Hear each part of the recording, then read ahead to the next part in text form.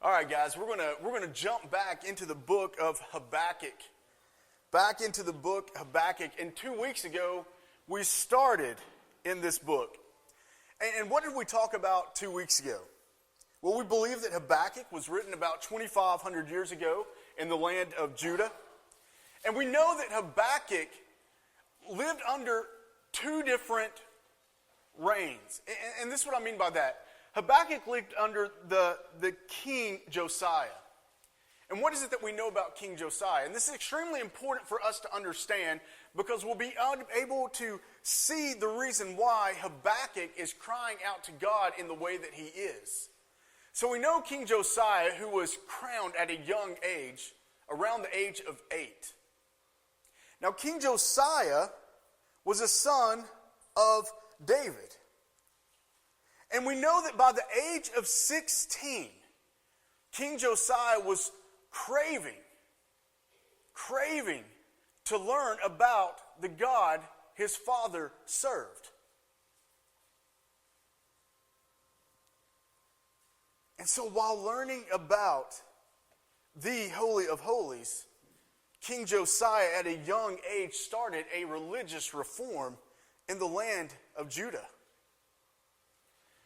And during that time, what did Josiah start doing? Now, and remember, Judah, part of the promised land, which had been taken over by pagans because the Jewish people had rejected their God. And think about that. The Jewish people rejected the God who rescued them. And they have turned their back on the one who rescued them. During that time, what the Jewish people started doing is they were building idols, worshiping false gods, having altars built to serve these false gods. But during this reign of King Josiah, and him coming to learn about the one and only God, Josiah does something, and it's absolutely amazing. He goes to the land of Judah, tears down the idols, destroys the altars. And during that process, the reform begins. Now, one of the other issues that the now pagan land of Judah, what they had also done was they neglected the temple. So it was during this reform that Josiah starts putting efforts back in to restoring the temple. Now, during that time, a priest goes into the temple and finds what? The laws of God. And he takes the book to Josiah. And here Josiah starts going through it. And he is convicted of his sins. So were others around him. So it seems as if the land of Judah and Jerusalem, because of this reform, were heading back towards the God who had rescued them, the one and only God. Sadly, though, the Reformation that began by Josiah also died with him. We know that Josiah was killed in a battle against Pharaoh of Egypt in 609 BC. And sadly, that's where the Reformation ended. So Habakkuk was alive during this time. He saw the reign of Josiah and saw the good that it was bringing into the land. No more pagan worship, false idols destroyed, altars turned over and removed. And for what reason? To worship the one and only God. But after Josiah's death, the land of Judah and Jerusalem did not continue down the path of revival. No, instead it left the path of righteousness for the path of evil. The Judahites went back to their pagan ways. Habakkuk had a taste of the world that served God. But that's been taken away from him. Habakkuk no longer lived in the land that was God-fearing. He's now living in the land that is God-hating. So here Habakkuk struggles living in the God-hating land. So he cries out to God. Now I'm just going to read through Habakkuk 1 through 4 again, just so we can hear Habakkuk's complaint.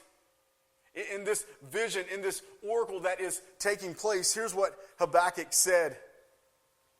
O Lord, how long shall I cry for help and you will not hear?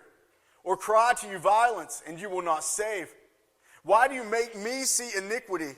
And why do you oddly look at wrong? Destruction and violence are before me, strife and contention arise. So the law is paralyzed and justice never goes forth. For the wicked surround the righteous, so justice goes forth perverted. This is the cry of Habakkuk. He's crying out for God's justice. He's crying out to God, make this evil stop. And is even asking, why are the wicked not being punished? For it seems as if the wicked, they're multiplying and the righteous are shrinking.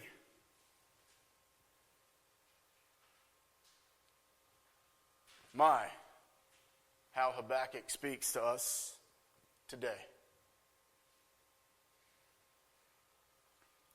Now God answers Habakkuk, but it's not the answer that Habakkuk was expecting.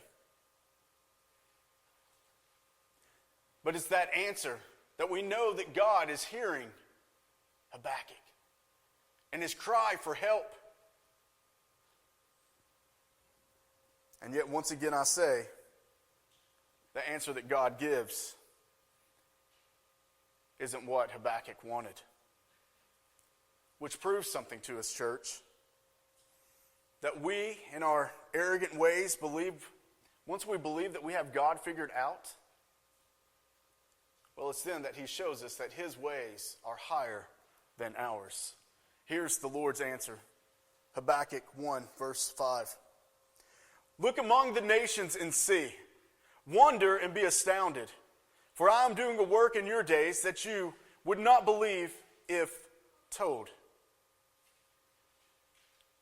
Now, right from the very beginning, and what God has stated, Habakkuk realizes this isn't the answer he was hoping for. God is telling Habakkuk and the land of Judah to look to the horizon of their lands. Look among the nations and see what is happening to them, because that's what's coming for the land of Judah. Judgment is coming. Look what's happened to those other non-believing nations. How the Chaldeans, also known as Babylonians, just so you can put those two together. But look at how the Chaldeans came in and ravaged those non-believing lands and the people. Wonder and be astounded at the evil that's coming for you. And yet that evil that's coming for them at the same time is God's holy wrath. For the Chaldeans are coming for the land of Judah. And do you know who's sending them? God. God is sending them. Which is why verse 5 ends with it saying, for I am doing a work in your days that you would not believe if I told you. Why did he say that? For God is raising up this pagan army to rain terror down on the land of Judah and Jerusalem. And that terror is coming for the very people who God once saved, but they have now rejected him. And it's in these upcoming verses, God tells of this powerful military machine that is coming to wreak havoc. Look at verse 6. For behold, I am raising up the Chaldeans, that bitter and hasty nation. Now before we move any further, look at what it says in verse 6. For behold, I am raising up the Chaldeans. Who's giving them this power? Who is giving them this mighty force? God. And for what reason? To bring wrath upon the very ones who have rejected him. It's God. He's the one raising up this bitter and hasty nation.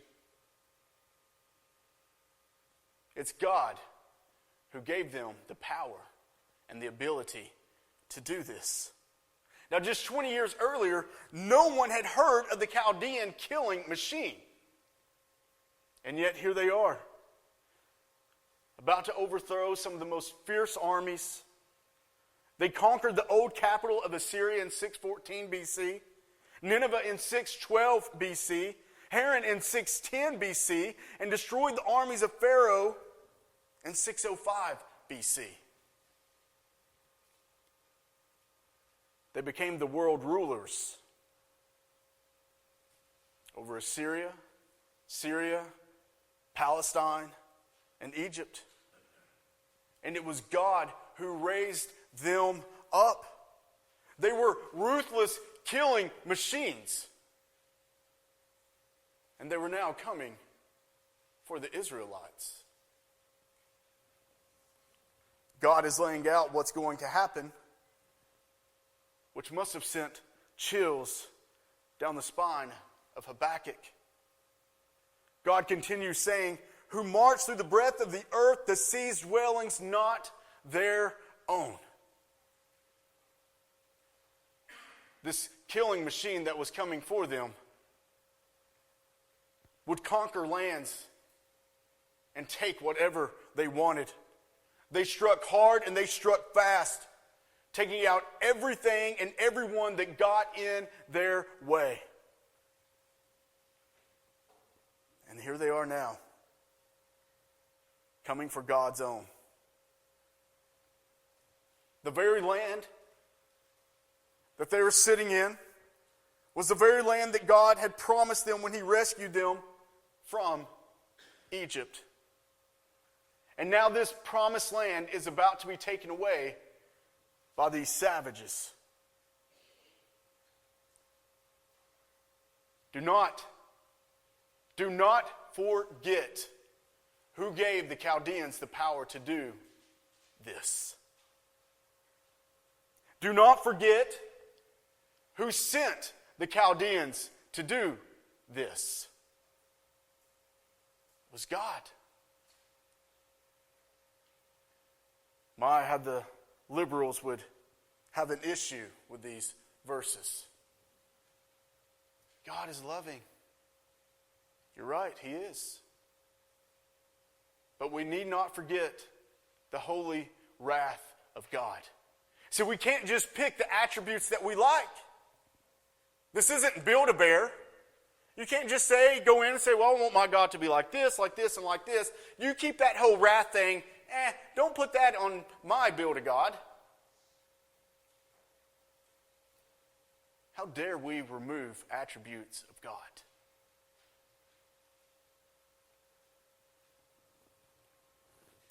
For the wrath of God comes in many forms, shapes, and sizes.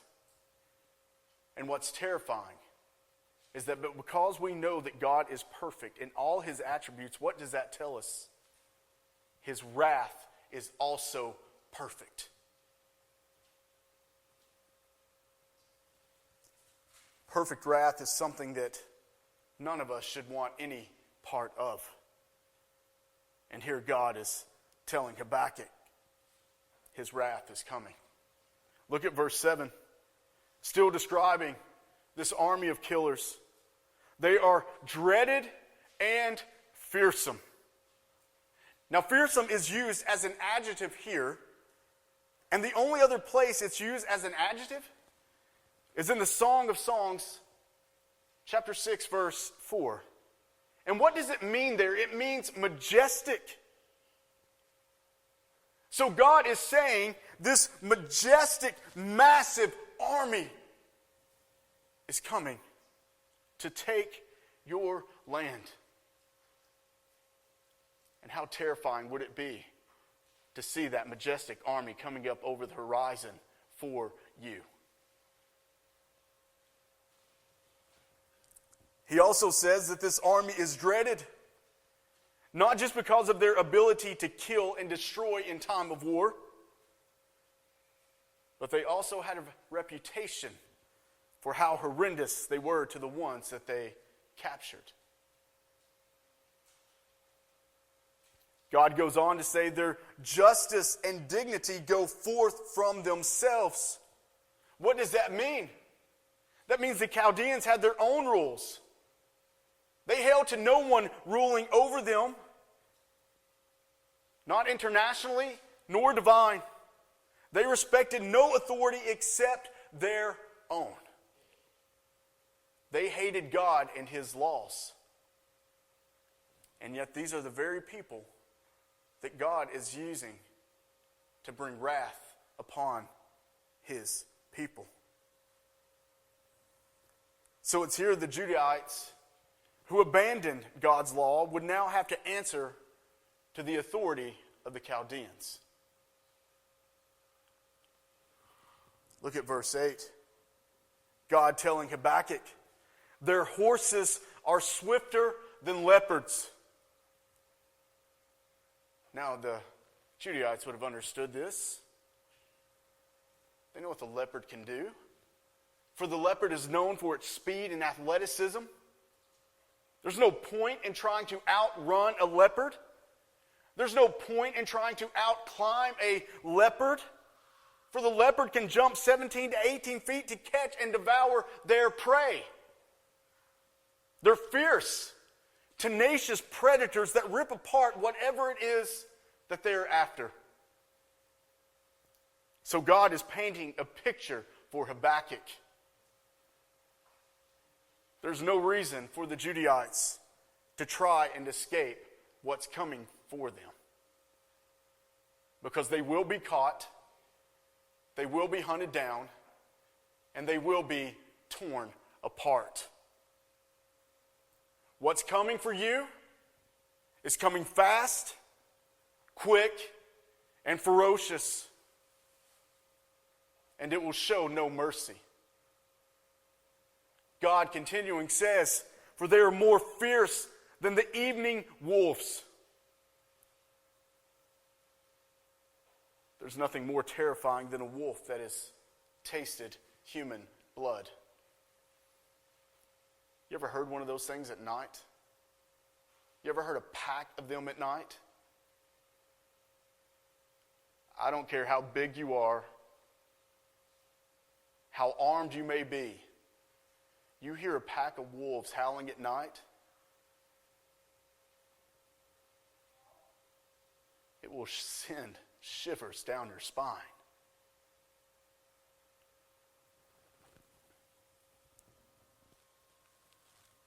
And this pack of wolves, they've tasted blood, and they're coming. This pack of wolves, they'll be hungry.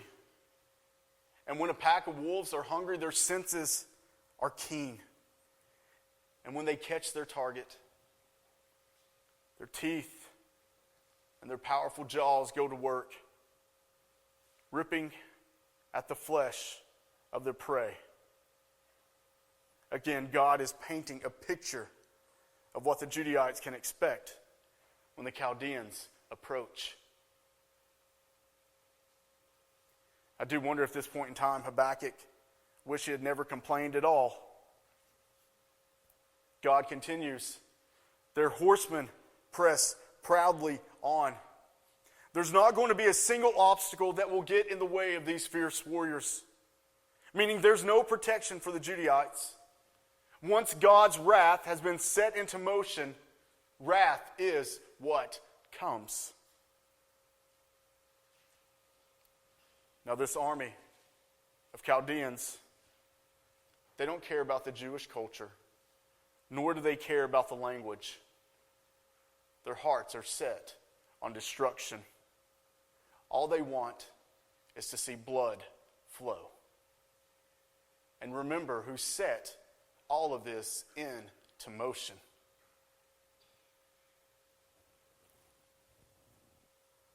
God continues and says, their horsemen come from afar, meaning from the land of Babylon.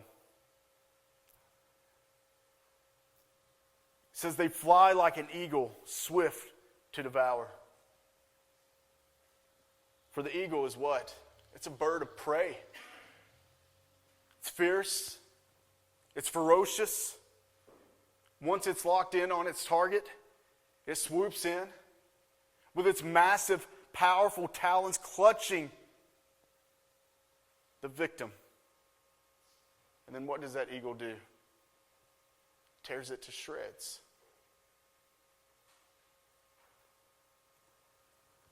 Verse 9. God tells Habakkuk, they all come for violence, all their faces forward. Now Habakkuk, he's witnessed violence before, but from men who knew the laws of God. They may not respect the laws of God, but they still understood that there was a higher authority above them, and that would temper their violence. But the Chaldeans, they held to their own laws. They were godless, and they lived, and they fought that way. Habakkuk has never seen the type of violence that is coming. For the lawless was coming for the law breakers. All their faces forward. But what does that mean? Could be three scenarios here. The first one being the Chaldean, the warriors, they press forward relentlessly and in perfect unison. It's almost like we're getting a description of unbroken advance of an army. All faces turned in one direction, marching everyone on his way, never breaking the ranks. Second, the front ranks of the advancing troops eagerly set their faces towards the east, that is Judah, in anticipation of a new conquest. An easterly direction is only possible, though, if the army had already reached the Mediterranean coast and is now turning eastwards to attack Jerusalem. Finally, the third, understanding the onward march of the Chaldeans is as irresistible and as dangerous as a desert wind that consumes all in its path. In other words, the Chaldeans sweep over everything, taking no mercy, scorching, swallowing up all they pass over, just like the east wind. God even says they gather captives like sand. Everyone that comes in the path of the Chaldeans, they don't stand a chance. Whoever wasn't killed would be captured.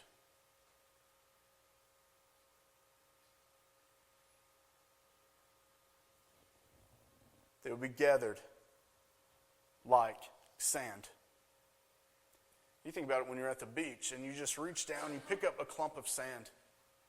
Think about the millions upon millions of grains that are just in your hand and how easy that is. I still can't get the beach out of my mind. But you just reach down, you grab it. It's so simple. And that's what it's going to be like for the Chaldeans rolling into Judah. They can just take whatever they want with ease.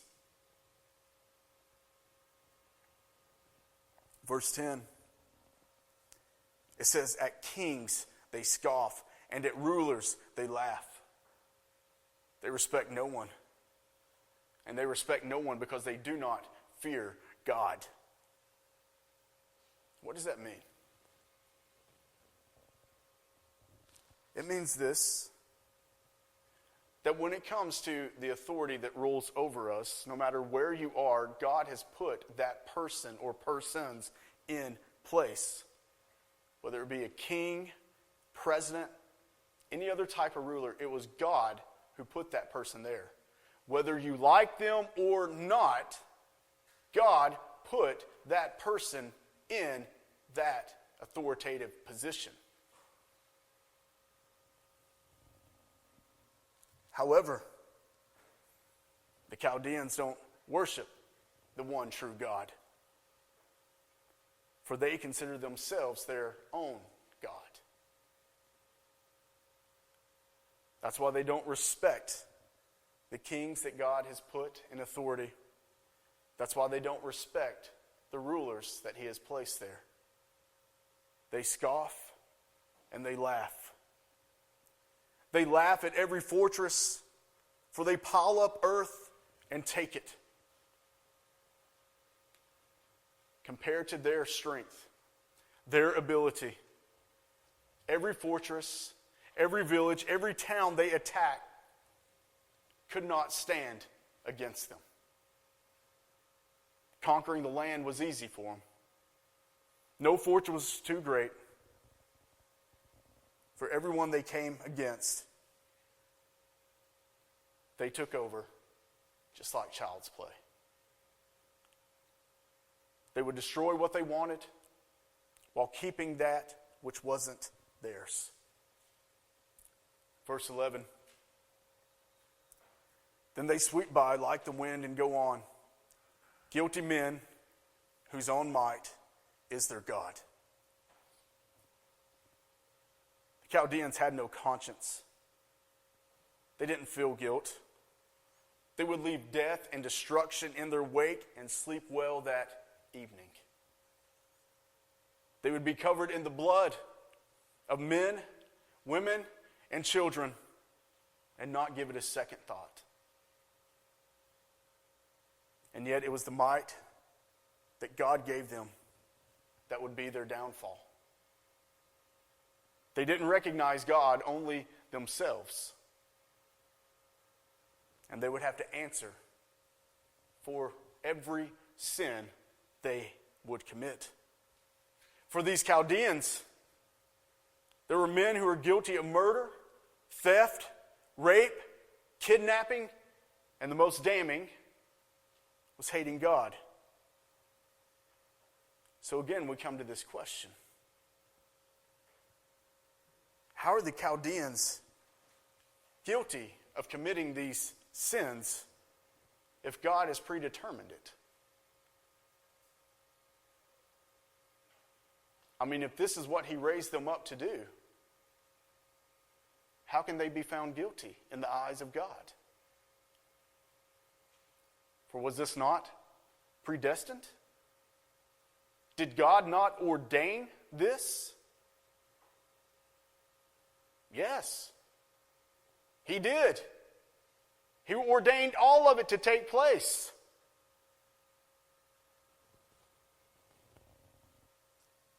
But what we cannot forget is this is exactly what the Chaldeans wanted to do. It's what they desired.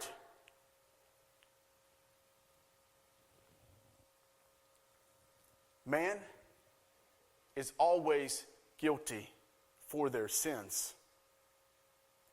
And yet at the same time, everything that takes place in our lives has been ordained by God. But that doesn't give us an excuse for the sins that we commit. That doesn't give us an excuse of the fallen nature that we were born into. That doesn't give us an excuse to hate God and to make our own laws. But didn't God ordain all that? Yep. Well, can you reconcile that? Nope. It's just what the Scripture says. You can go back to the story of Exodus. I was just thinking, no, don't go back there. We just got out. But think of the story of Joseph. He was thrown into the pit by his brothers.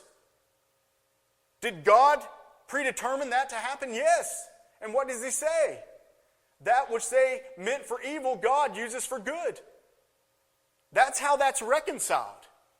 Bottom line.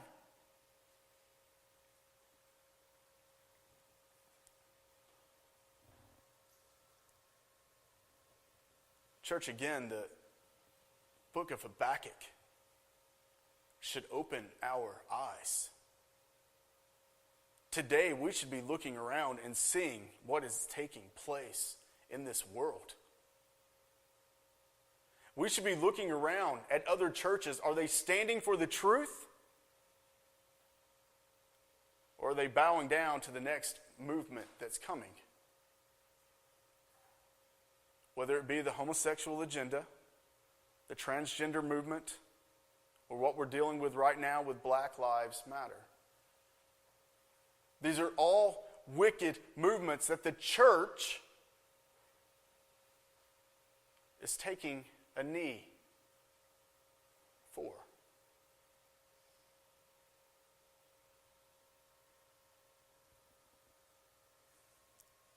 God sends his wrath for those who reject him, neglect him, and mock him. And yet here we are today, church, not standing up for the truth. Are we inviting God's wrath upon us? Is that what we're doing today?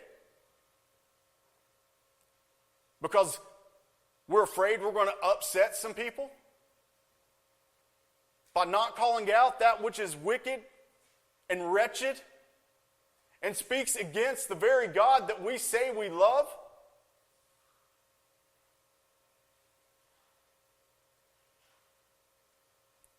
This is the wrath that God brings, and it should be terrifying.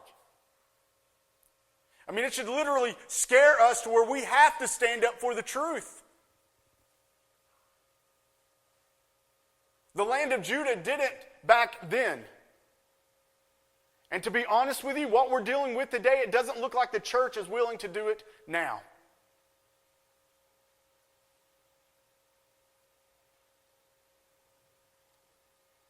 So I encourage you to read through the book of Habakkuk just over and over and over again and see if it doesn't match up with what we are dealing with today.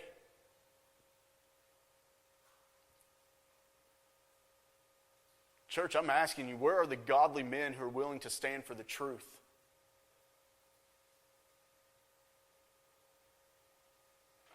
Because I'll be honest with you right now, I'm not seeing a lot of those men.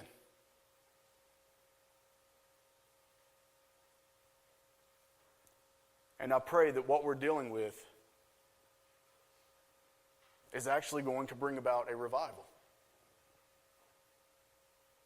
I mean, I know God's going to be glorified in all that's taken place today, just as he was during the days of Habakkuk.